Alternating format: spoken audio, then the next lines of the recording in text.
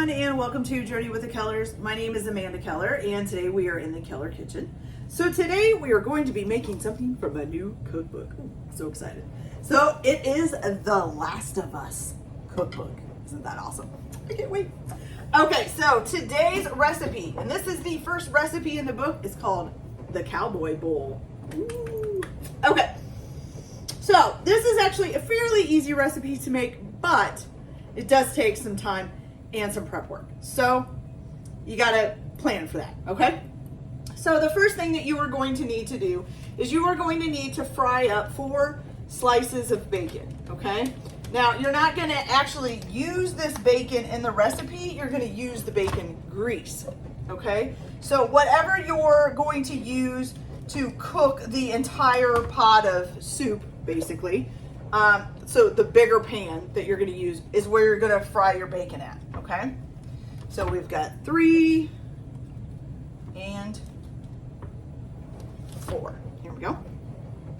We're gonna turn that on and get that frying, okay? And does it say, let's see.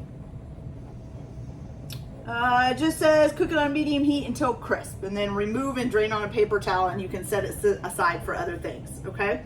So we've got that going. Now, once you do this, once you get this fried up, you're gonna go ahead and remove it from the pan, but you're gonna leave the grease in there, okay? Because you're gonna be cooking stuff in that grease after you're done, okay?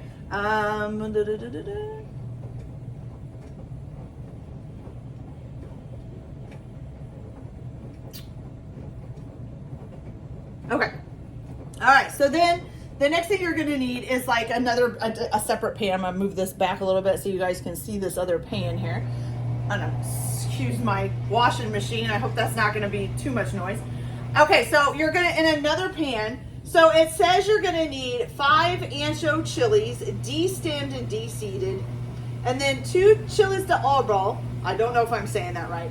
De-stemmed and de-seeded. Now, I could not find either one of those chilies around here, or at least not in my local Walmart. So I had to get dried ones, and I don't know if that's going to be the same, but that's what we're going to use.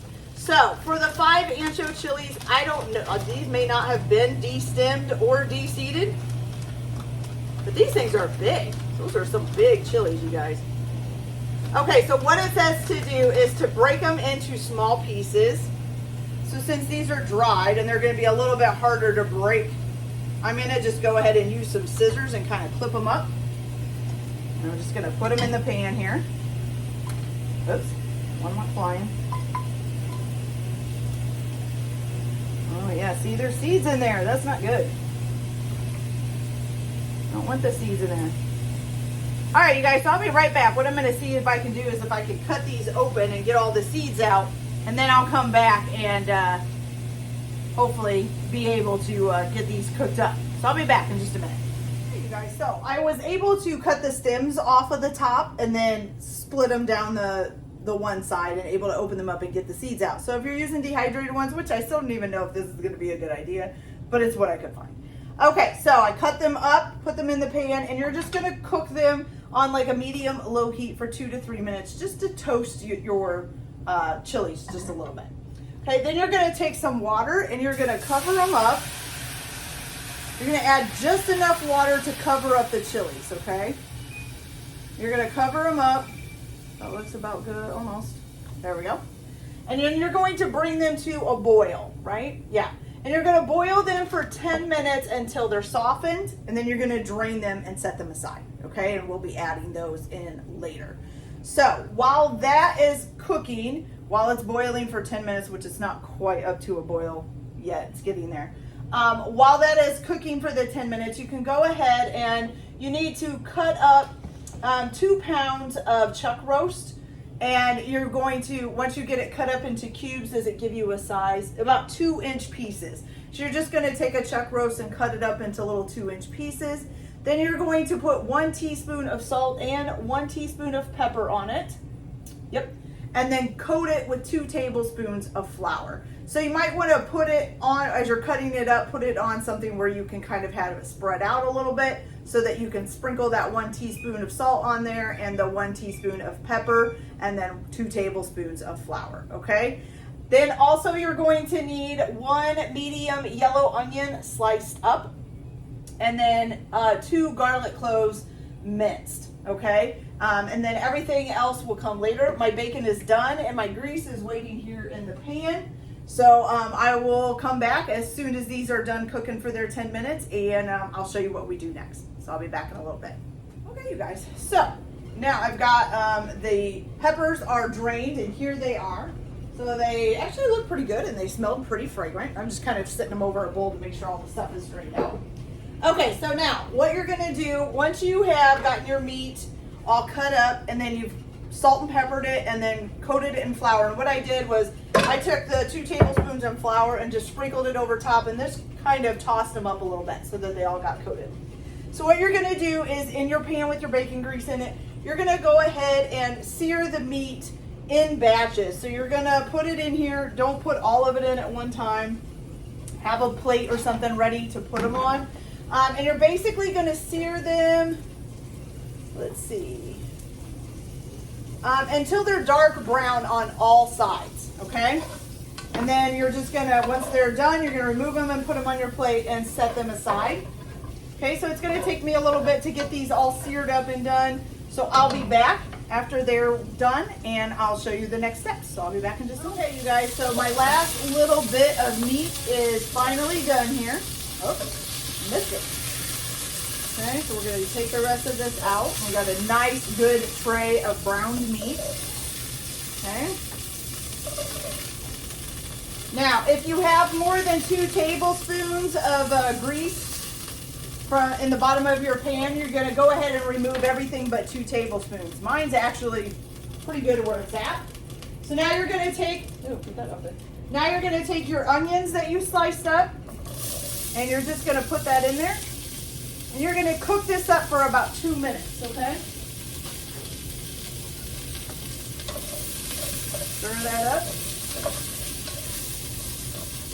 It says to stir it often.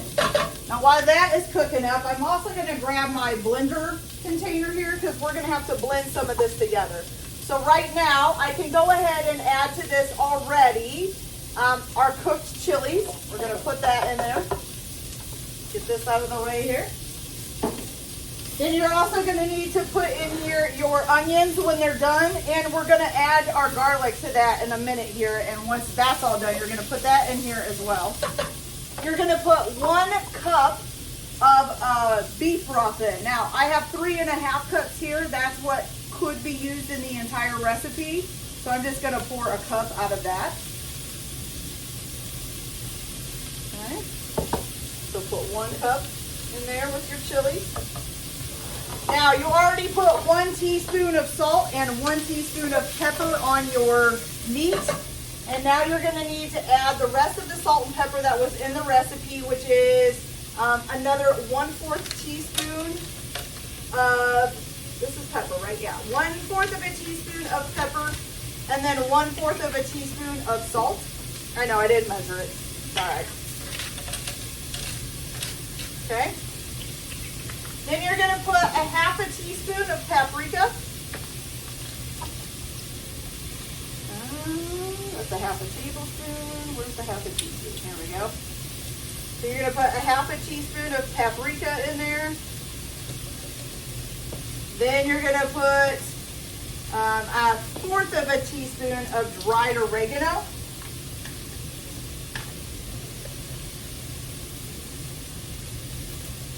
Okay. Give this another stir.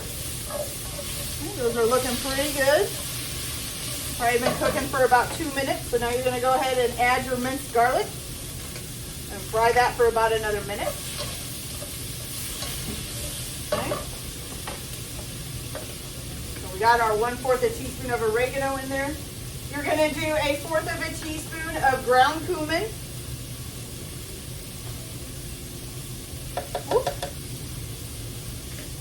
And then 1/8 teaspoon of chili powder. And if you don't have a 1/8 teaspoon measuring spoon, which I do not, you just use about 1/2 of a 4th of a 1/4 teaspoon. That works. There we go.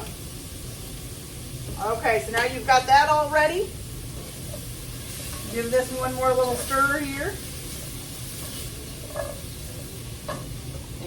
probably gonna need a pot holder to deal with this. It is gonna be hot. All right.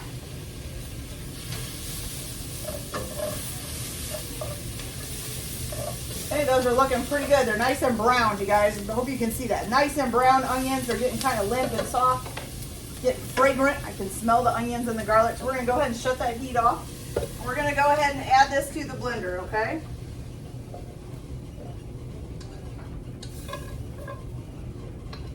Hopefully it won't melt anything. It's pretty hot.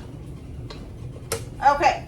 Once you get that all in there, you're going to go ahead and blend this up until it's nice and smooth, okay? So I'm going to go ahead and take this over to the blender and blend it up, and I'll be back and show you guys the next step. Guys, so I got this all nice and blended up. It kind of looks like barbecue sauce, but kind of smells like hot barbecue sauce, I think.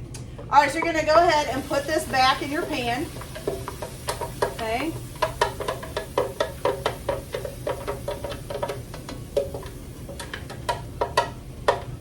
All nice and in there.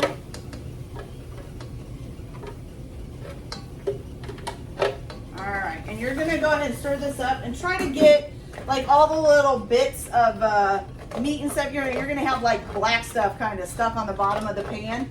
So just kind of give that a scrape a little bit and scrape some of that up. There's good flavorings in that, you guys. Good flavorings in that. Okay. Scrape that all up a little bit. Okay, once you get that all scraped up, well, not all scraped up, but get it scraped up. You're going to go ahead and add your beef back in there. I'm going to stir that around real good. Okay. All right, once you've got that, then you are going to take 2 cups of your beef broth that you have. So we started out with 3.5. We used 1 cup to put for the blender. Now we're going to put 2 cups in this pan, okay? So here's 1. And here is 2. You should have about a half a cup left. I'm gonna go ahead and stir this up. Now what you're supposed to check to see is if it covers up the meat. Okay, and I think I could use that last little half a cup. So I'm gonna go ahead and dump it in there, okay? So if it already covers up the meat with the 2 cups, don't worry about it. If it's not quite covered up all the way, go ahead and add that last little half a cup, okay? So now what you're going to do is you're going to cover this and simmer it for 3 hours. Okay, so that's what I mean by it takes a while. So I'm going to grab my lid here. I'm going to wait for it to come up to a boil, then I'm going to turn it down to low, and I'm going to simmer it for 3 hours. And then I will come back and show you guys how this turned out, and then we'll try it. I'm a little worried it's going to be pretty spicy. Whew. All right, you guys, so I will be back in 3 hours. Okay, you guys, so our soup is done, but I will tell you that it did not say it in the recipe, but you definitely need to check and make sure it's not using up all of its water. I went to go check it and the pan was almost completely dry. So definitely make sure you check that. Okay, so it may have even gotten a little bit burnt in some spots, so let's hope not. But it is nice, and I added more water. I added water and a little bit more beef broth just to kind of get it up there. So we're gonna try this. Might be really gross, I don't know. Might be completely nasty, who knows. I know it's gonna be, it might be hot, guys. It might be hot. Let me grab a spoon. Okay, and I'll give you guys a close look up here. So here's what it looks like. It looks good. It kind of looks like barbecue meat. That's what it kind of like, a soupy barbecue meat, okay? All right, so give this a try. Let's see. There's not much to it. It's mainly just beef and broth. Please don't be super hot. Please don't be super hot.